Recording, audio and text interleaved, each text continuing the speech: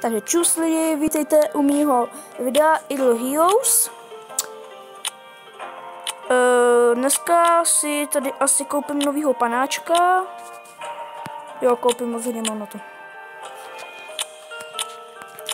Takže už mám konečně tady 2 hvězdy a 1 hvězdu. Ty si potom upgradenu.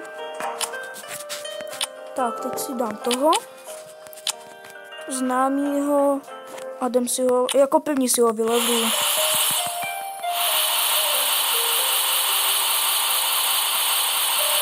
Musíme s ním udělat aspoň 1 hvězdu.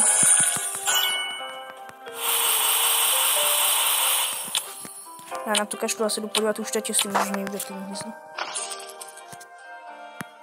No škoda. Máme nuba. Tak nic, nevyšlo to. Jo, takže ještě si koupím tohle.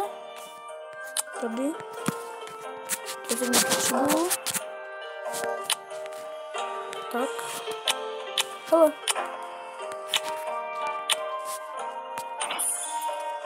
Zadarmo si vytočíme, tak. Jo. Já si dám teď toho novýho panáčka. Ne, tohle ne. Tak, tohle. Jen krátký video o Idle Heroes. Kdo zná Idle Heroes, tak znám jeden hack.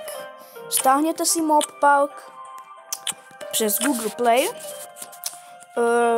Až to budete mít stáhlý, tak si to napište Idle Heroes. Stáhněte si to a cheat bude VIP 13. Takže čus lidičky a mějte se. Dík za shlédnutí.